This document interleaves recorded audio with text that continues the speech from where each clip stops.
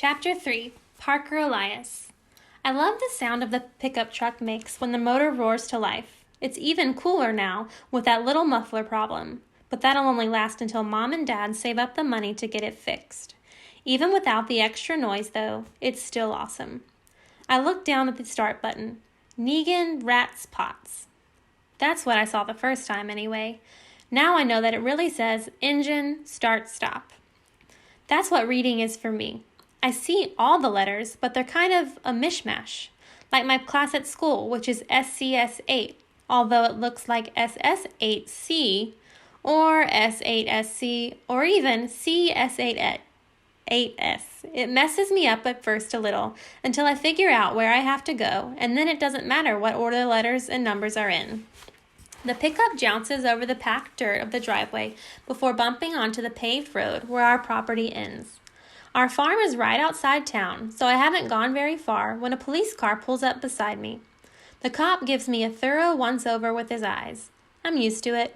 I'm kind of small for my age, so I look like a 12-year-old, out for a joyride. I thought that new girl's eyes would pop out of her head when I jumped down from the pickup on the first day of school. Or maybe that's the expression she gives everybody who knocks her book bag halfway to the moon. Let's set the record straight. I'm 14. They don't let you drive any younger than that, no matter what your special situation is. It's okay, though. The police around here all know me. The cop rolls down his window and peers into the flatbed of the pickup, taking note of several bushel baskets of fresh tomatoes. "You're just taking those over to the farmer's market, right, Parker?" he calls. "Right, officer." "And straight to school after that?" I shake my head. "First, I have to give up Grams." The cop frowns. "Grams?" "My grandmother," I explained. "I have to take her to the senior center, then school. That's why I have a driver's license in 8th grade. It's a provisional license. Although to me, it usually looks more like Rival Snoopy Iceland's. I'm allowed to drive the pickup so long as it's for farm business or for Grams, who's pretty old and sometimes kind of confused. No offense. My folks both work crazy hours on the farm, so I'm the only one who's free to pick her up at her apartment and take her to the center, where she hangs out all day. Then I drive to school, and after that, I pick her up and take her back to our house for dinner. She doesn't live with us, though. She refuses to give up her own place. My independence, she calls it. The law says I can do all this because running a farm is considered a hardship. That's pretty stupid because we actually prefer living outside the city and having tons of open space when everybody else is stuck on a little postage stamp of grass. Plus, we don't have livestock, so we don't have to do any of the really gross farm things, like sticking your arm up a sick cow. I've only seen that on TV, but hard pass.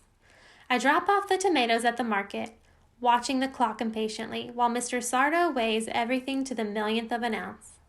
Then straight to Grams. She's waiting for me in the lobby of her apartment building, but she's wearing a winter coat, and it's like 80 degrees out, so I have to park and we go upstairs to put away the coat.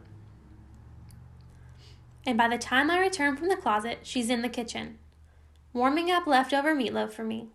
"But Grams, I'm going to be late for school." "Breakfast is the most important meal of the day, kiddo." I used to like it when she called me kiddo, but now I'm pretty sure it's because she can't remember my name. It bums me out. To be fair, she called me kiddo before she forgot my name, too. The difference is, now it's the only thing she calls me. "I already had breakfast," I tell her. "You want mashed potatoes with that?" she asks. "It won't take long." This is fine. Obviously, I eat the meatloaf. It's actually pretty good. Grams can still cook, even though she's forgotten most other things. She's been knitting me a sweater for the past 3 years that she can't seem to finish. I've gotten a lot bigger in that time, but it's okay, because so is the sweater. It's draped over the back of a couch, a mass of drop stitches, hanging strands in random colors. It looks like a giant psychedelic wool amoeba.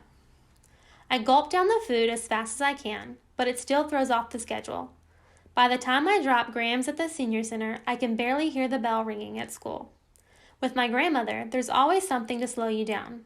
If it isn't meatloaf, then she's buttoned her blouse wrong, or she's wearing slippers instead of shoes, or she's waiting for Grandpa to come home, even though he died a long time ago.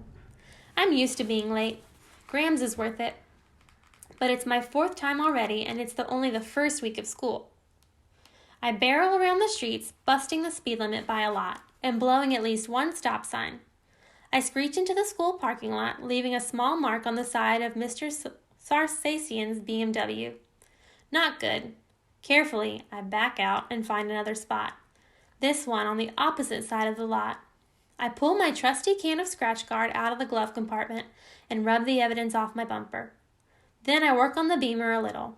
Not perfect, but it should keep Mr. S from noticing the damage long enough for him to have absolutely no idea where it might have come from. This is usually the part where my day starts to go downhill.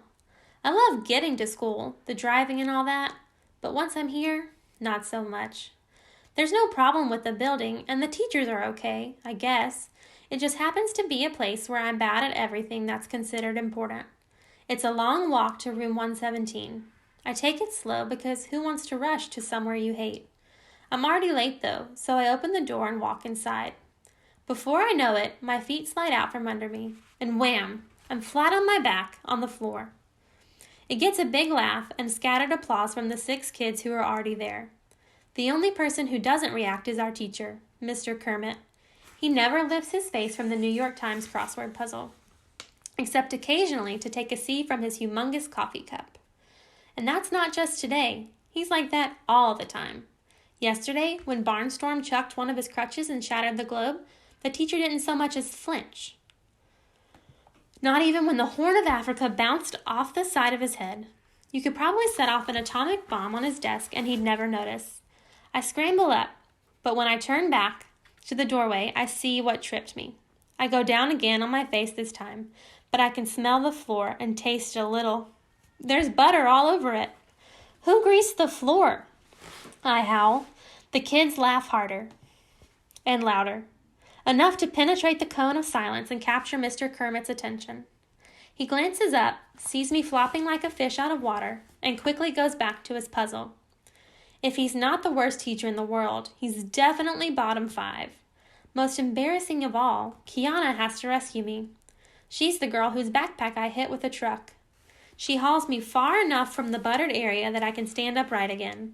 My shoes are a little slippery, but at least I can walk to my desk. Kiana turns to the rest of the class. Who did that? Raheem, who's fast asleep, lifts his head off the desk and looks around like a deer in the headlights. Did what? Let it go, I murmur, red-faced. Why should you, she demands. Somebody buttered the doorway. Mr. Kermit's not going to stand for that. An absent-minded comes from the direction of the teacher's desk. Shh. I drag my broken body into my chair. Who's the mystery prankster who almost put me in intensive care? Plenty of possibilities in this case. Barnstorm, the injured sports star, he gets away with everything. At least he did until they put him in SCS 8. Aldo, the jerk who flies off the handle every time the wind blows. Elaine.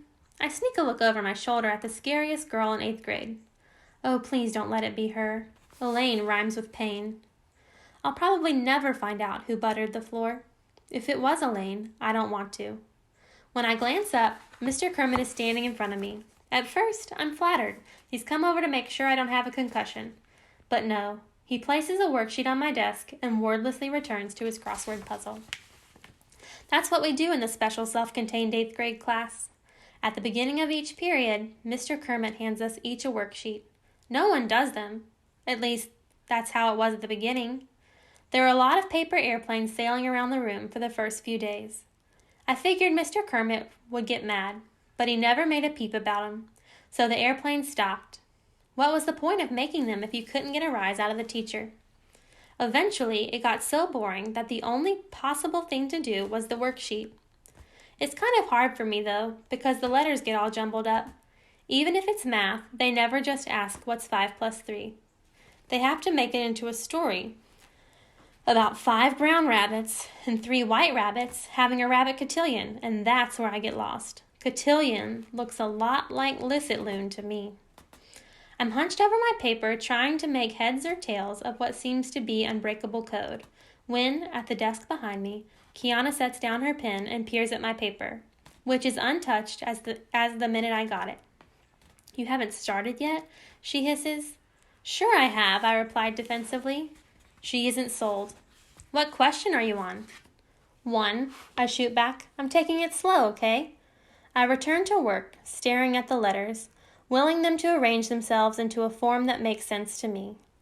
I guess I look like a scientist peering into a microscope because she blurts, "You can't read." "Yes, I can," I say defensively. "I'm just pacing myself." She reaches over and plants a finger on question 1. "What does that say?" "There's no talking in class," I tell her. "You want to get us in trouble?" Mr. Kermit takes a long, loud slurp of his giant coffee. "Read it," she orders. And I don't. It's not that I can't, but it would take time. "I don't feel like it," I mumble. "Parker," she urges, "this is stupid. You can get help with this. You just have to tell the teacher, but nobody can help you if they don't know there's a problem." My eyes find Mr. Kermit. His attention never wavers from his crossword puzzle, even though Raheem and Barnstorm are sword fighting with rulers, and Aldo leaves the room altogether. If I have to depend on Mr. Kermit for help, I'm going to be older than he is before I get any.